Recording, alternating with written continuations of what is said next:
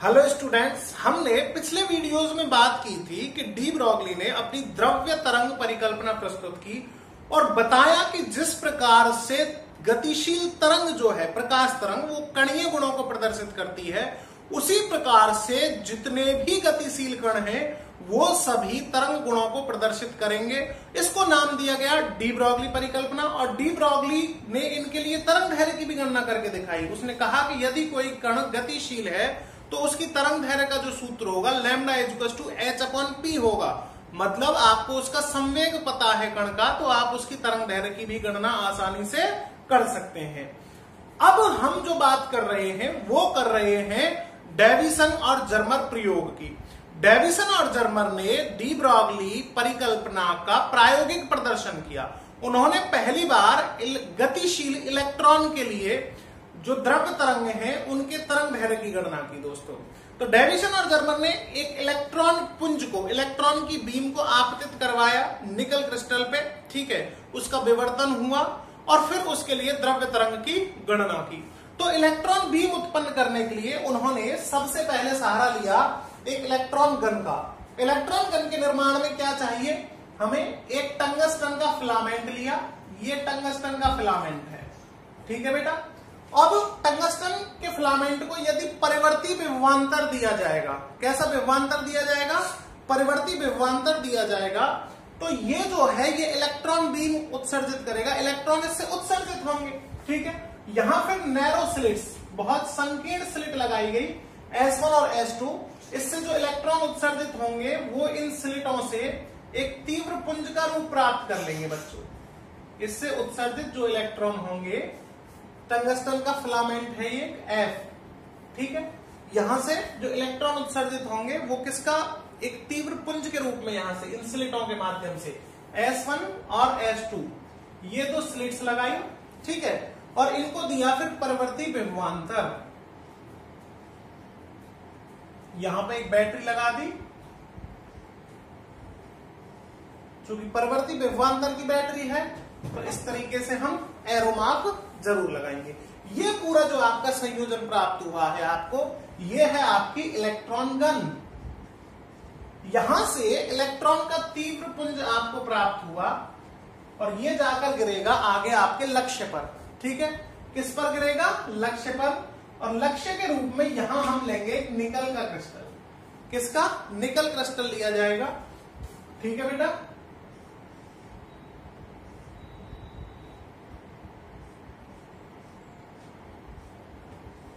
इसको हम कहेंगे लक्ष्य।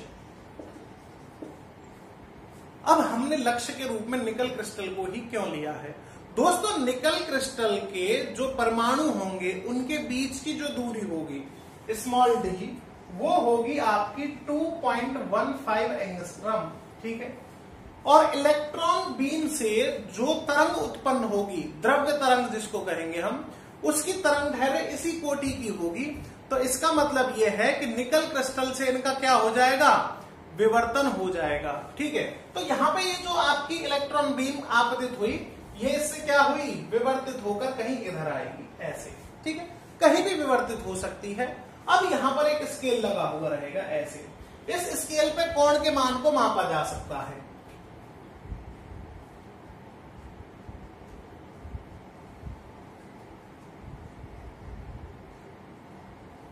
इस स्केल पर कोण के मान को, जो यहां से विवर्तन का कोण रहेगा थीटा, उसकी गणना कहां होगी?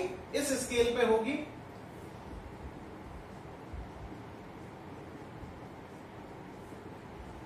बेटा एक चीज और, इलेक्ट्रॉन की जो बीम होगी, इलेक्ट्रॉन का जो पुंज होगा, उसको हम नेक्ड आई से नहीं देख सकते हैं। तो इलेक्ट्रॉनों को संसूचित करने के लिए हमें यहां किसकी आवश्यकता पड़ेगी? एक संसूचन कक्ष की आवश्यकता पड़ेगी, ठीक है, जिसको आयनन कक्ष कहेंगे। संसूचन के लिए हम क्या लगाएंगे? यहां पर एक आयनन कक्ष, एक ऐसे संरचना रहेगी जिसको कि इस स्केल पे फ्रीली मूव करवाया जा सकता है कहीं भी। इसमें CO2 और SO2 गैसेस मौजूद होंगी। CO2 और SO2 गैसेस जो होती हैं, इनसे यदि इलेक्ट्रॉन्स टकराएंगे तो इनका आयनन कर देंगे दोस्तों। क्या कर देंगे? आयनन। और इसके बाद यहां जुड़ा हुआ रहेगा एक इलेक्ट्रोमीटर, ये गैल्वेनोमीटर है, इसकी हम कर देंगे अर्थिंग। तो जैसे ही इसमें इलेक्ट्रॉन आएंगे इनका आयनन होगा और यहां से इसमें आपको धारा प्रवाह दिखाई देने लग जाएगा। कब? जब इस पे इलेक्ट्रॉन आपतित होंगे तब। तो ये डेविसन जर्मर का जो प्रयोग था, एक्सपेरिमेंट था, वो था किस लिए? वो द्रव्य तरंगों की पुष्टि करने के लिए था। उन्होंने पहली बार द्रव्य तरंगों का प्रायोगिक प्रदर्शन किया था और इस प्रायोगिक प्रदर्शन के लिए उन्होंने ये अरेंजमेंट किया।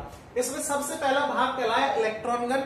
इलेक्ट्रॉन गन में एक आपका टंगस्टन का फिलामेंट है, आगे नैरो स्लिट्स है, संकीर्ण स्लिट, झिर्रियां, इनसे इलेक्ट्रॉन क्या होंगे? उत्सर्जित होंगे। परवर्ती विभवांतर की बैटरी लगा रखी है ताकि उत्सर्जित इलेक्ट्रॉनों की गतिज ऊर्जा को परिवर्तित किया जा सके। उसके बाद यहां पर ये लक्ष्य के रूप में लिया है निकल लिया है। क्या लिया है? निकल लिया है। किसके रूप में? लक्ष्य के रूप में। इस पर ये इलेक्ट्रॉन पुंज आपतित होगा। क्यों लिया है निकल को ही? क्योंकि इसके परमाणुओं के बीच की दूरी ये होगी जिससे कि इलेक्ट्रॉन बीम का विवर्तन हो जाएगा। इलेक्ट्रॉन बीम विवर्तित होकर यहां पे आपका क्या है? संसूचन के लिए ये एक आयनन कक्ष है, संसूचक होगा ये। इसको हम क्या बोलेंगे? संसूचक। और इसमें एक कक्ष होगा, इसको आप क्या भर देंगे? इसमें CO2 और SO2, एक इलेक्ट्रोमीटर जुड़ा हुआ है। ठीक है, जैसे ही इसमें इलेक्ट्रॉन आपतित होंगे तो इससे हमें धारा प्रवाहित हो जाएगी। गैल्वेनोमीटर लगा हुआ है और आपको पता चल जाएगा कि कहां पे इलेक्ट्रॉन बीम आ रही है। ठीक है दोस्तों, ये इसके प्रयोग के भाग थे। ठीक है, अब हम इसकी बात करते हैं कार्य प्रणाली की। सबसे पहले एक विभवांतर, परवर्ती विभवांतर की सहायता से इसको विभव प्रदान किया जाएगा। इलेक्ट्रॉन बीम आपतित होगी, निकल क्रिस्टल पे जाकर गिरेगी। निकल क्रिस्टल पर गिरने के पश्चात यहां से इसका विवर्तन होगा। ठीक है, और विवर्तित होने के बाद यहां पे इसको हम मूव करके देखेंगे अब आयनन कक्ष को, कि यहां पे अगर धारा प्रवाहित नहीं हो रही है इसका मतलब यहां पे नहीं आ रही इलेक्ट्रॉन बीम। यहां लेकर आए आप तो इलेक्ट्रोमीटर में रीडिंग्स आने लग गई, इसका मतलब यहां पे इलेक्ट्रॉन आपतित हो रहे हैं। इसके बाद नीचे लेके गए, आपकी धारा प्रवाहित नहीं होगी, इसका मतलब यहां पर आपके इलेक्ट्रॉन आपतित नहीं हो रहे हैं। तो ये इलेक्ट्रॉन्स को संसूचित कर लेगा, यहां से आपको थीटा पता चल जाएगा। अगर इलेक्ट्रॉन पुंज का विवर्तन हो रहा है इस विधि से तो इसका मतलब ब्रैग्स समीकरण जो है आपका वो फुलफिल होना चाहिए। ठीक है बेटा, ब्रैग्स समीकरण आपका ये कहता है कि d sin theta equals to n lambda.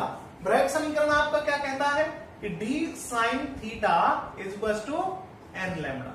ठीक है, ब्रैग्स समीकरण कहता है आपकी ये वाली बात। ठीक है बेटा, ब्रैग्स समीकरण आपका देखो, अब ये आपको प्रायोगिक प्रदर्शन में उम्मीद है कोई समस्या नहीं रही होगी।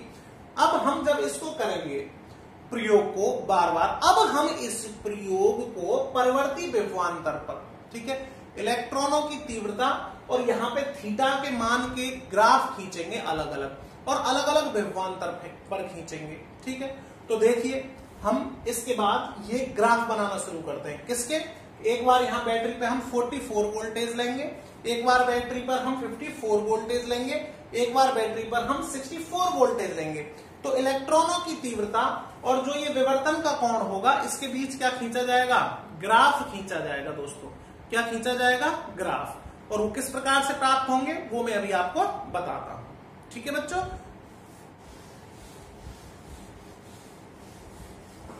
हमने इसको 44 डिग्री पे किया, 44 वोल्ट पे किया, 44 वोल्ट पे। ठीक है, ग्राफ बनाया हमने इलेक्ट्रॉन की तीव्रता और थीटा के बीच में। कितने वोल्ट पर? 44 वोल्ट पर। ठीक है, फिर हम ग्राफ बनाएंगे 54 वोल्ट पर। ठीक है बेटा, कितने पर बनाएंगे? 54 वोल्ट पर। इलेक्ट्रॉन की तीव्रता और थीटा विवर्तन कोण के बीच में। और फिर हम 64 वोल्ट पे बनाएंगे। इलेक्ट्रॉन की तीव्रता थीटा के बीच में 64 वोल्ट पे। ठीक है, ये हम ग्राफ बनाएंगे। तो हम देखेंगे कि शुरू में 44 वोल्ट पे इस प्रकार से जाकर ये ऐसे हो जाएगा ग्राफ आपका, और आपका 54 वोल्ट पे ग्राफ जो होगा वो ऐसे। तीव्रता आपकी अधिकतम प्राप्त होगी। ठीक है, 54 वोल्टेज और विवर्तन का कोण यहां पे आपको मिलेगा 50 डिग्री। किसके लिए? 50 डिग्री के लिए आपको अधिकतम तीव्रता मिलेगी इलेक्ट्रॉन्स की। ठीक है, 64 वोल्टेज पे भी बात करेंगे तो तीव्रता ऐसे जाके आपकी घट जाएगी, आपकी अधिकतम तीव्रता इसमें भी प्राप्त नहीं होगी। ठीक है, अब यहां से एक चीज पता चली आपको ग्राफों के अध्ययन से कि यहां पर जो ये 3 ग्राफ हैं आपके, ठीक है, इसमें 50 डिग्री और 54 वोल्ट पर अधिकतम तीव्रता प्राप्त हो रही है। अब जब इलेक्ट्रॉन पुंज का विवर्तन हो रहा है तो ब्रैग समीकरण आपका फुलफिल होगा, ब्रैग समीकरण आपका प्रयुक्त होगा। और ब्रैग समीकरण कहता है कि d sin theta equal to n lambda, ठीक है, d sin theta equal to n lambda. d क्या है? परमाणुओं के बीच की दूरी, ठीक है, स्लिट के रूप में जो काम कर रहा है। अब आप यहां पे लैम्बडा की वैल्यू निकालेंगे तो lambda equal to d sin theta upon n। n विवर्तन की कोटि है, पहला n की वैल्यू 1 लेंगे हम। आपके पास d की वैल्यू कितनी है? 2.15 एंगस्ट्रॉम और sin 50 की वैल्यू और n कितना है? 1, ठीक है बेटा, sin 50 और 1। तो sin 50 की वैल्यू 0.76 आती है, sin 50 की वैल्यू कितनी आती है? 0.76। इसको जब आप सॉल्व करोगे 2.15 इंटू 0.76 तो एंगस्ट्रॉम में ये वैल्यू आएगी 1.65 के आसपास आएगी। डेविसन और जर्मर के इस प्रयोग से जो वैल्यू आई ये आई 1.65 एंगस्ट्रॉम। किसके लिए? इलेक्ट्रॉन पुंज के लिए जो वेवलेंथ आई, ठीक है। और आपके डी ब्रॉगली ने फॉर्मूला दे रखा था, इलेक्ट्रॉन को अगर v वोल्टेज से हम त्वरित कर रहे हैं तो उसके लिए तरंग दैर्घ्य लैम्बडा 12.27 बटे में अंडर रूट v एंगस्ट्रॉम, ठीक है। यहां पे हमारा वोल्टेज कितना ले रहे हैं हम? 54 वोल्ट, तो 12.27 बटे में अंडर रूट 54 लैम्बडा की वैल्यू आई 1.67 एंगस्ट्रॉम। बार बार जब प्रयोग किए गए और निकाली गई तो हजारों लाखों बार देखने पर भी ये वैल्यूज लगभग आसपास आई और इक्वल आई।